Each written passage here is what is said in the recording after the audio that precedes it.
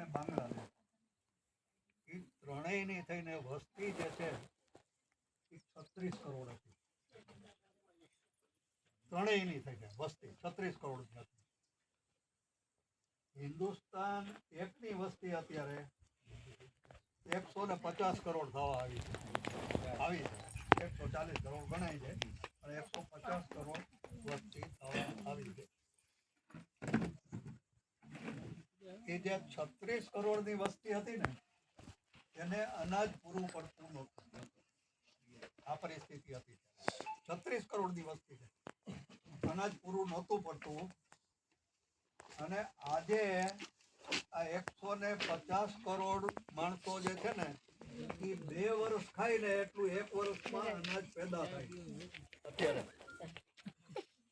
એ આભારી છે એગ્રીકલ્ચર કોલેજો અને યુનિવર્સિટીઓ.